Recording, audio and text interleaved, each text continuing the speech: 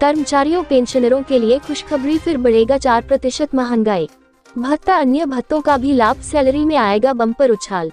जाने ताज़ा अपडेट। हाल ही में मई के आंकड़े जारी किए गए हैं जिसमें 0.50 अंक की वृद्धि हुई है, जिसके बाद कुल अंक 134.7 और स्कोर 45.58% पर पहुंच गया है। ऐसे में अब जुलाई में 4% डीए का बढ़ना तय माना जा रहा है। हालांकि अभी जून के आंकड़े आना बाकी है, जिसके बाद फाइनल होगा कि डा में कितनी वृद्धि होगी। केंद्रीय कर्मचारियों और पेंशनरों के लिए खुशखबरी है, एक बार फिर कर्मचारियों पेंशनरों का महंगाई भत्ता बढ़ने वाला है और इस बार फिर डा में 4% वृद्धि होना तय माना जा रहा है।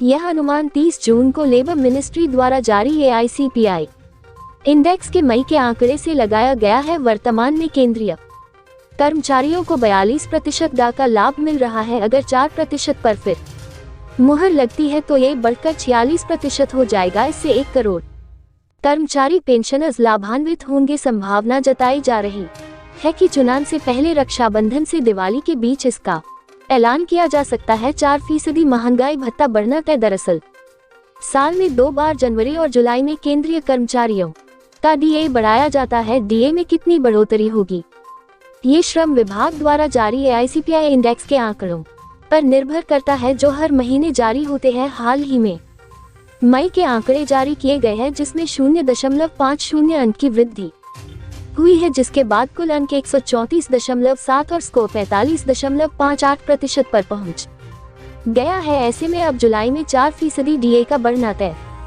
माना जा रहा है। हालांकि अभी जून के आंकड़े आना बाकी है, जिसके बाद फाइनल होगा कि डा में कितनी वृद्धि होगी। 46% पहुंच सकता है डीए। वर्तमान में केंद्रीय कर्मचारियों का डा 42% है, जो जनवरी से जून 2023 तक लागू है। अगला डीए जुलाई से दिसंबर 2023 के लिए लागू होना है। माना जा रहा है कि आगामी चुनाव से पहले देश के 1 करोड़ से अधिक कर्मचारियों पेंशनरों डीए में सरकार 4% की वृद्धि कर सकती है, जिसके बाद कुल डीए 46% हो जाएगा। ये साल की दूसरी बढ़ोतरी होगी। नई दरें 1 जुलाई 2023 से लागू होंगी और संभावना है इसका ऐलान रक्षाबंधन से दिवाली के बीच कभी भी किया जा सकता है। ऐसे में एरियर भी मिलेगा। हालांकि अभी आधिकारिक पुष्टि नहीं की गई है कि कितना डीए बढ़ेगा और कब इसका ऐलान किया जाएगा। इसके अलावा एचआरएटीए समेत अन्य भत्तों में भी इजाफा होने का अनुमान है। इतनी बढ़ेगी सैलरी। उदाहरण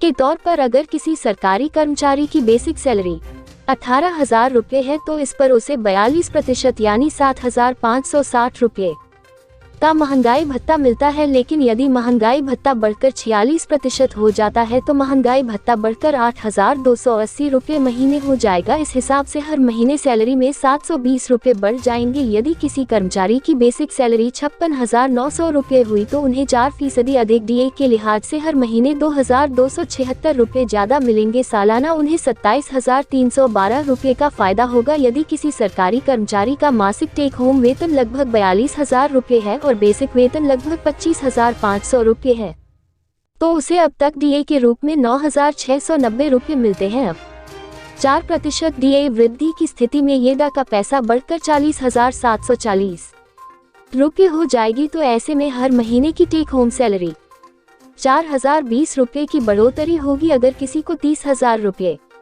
महीने की बेसिक पेंशन मिलती है तो उसे 44,400 रुपये महंगाई राहत के तौर पर मिलते हैं। 4% डॉक्टर बढ़ोतरी के बाद ये पैसा बढ़कर 42,600 रुपये हो जाएगा, यानी पेंशन में हर महीने 800 रुपये की बढ़ोतरी होगी। ऐसे होता है महंगाई भत्ते का कैलकुलेशन। वर्तमान में कर्मचारियों को 42% डीए मिल रहा है। डीए फॉर्मूला 42/29,200 से तय होगा। इसी तरह पेंशनर्स के लिए महंगाई राहत को भी कैलकुलेट किया जाता है। महंगाई भत्ता निर्धारण के लिए एक फॉर्मूला दिया गया है। केंद्र सरकार के कर्मचारियों के लिए ये फॉर्मूला है पिछले 12 महीने के all India consumer price index AICPI का औसत 115.76 गुना 100।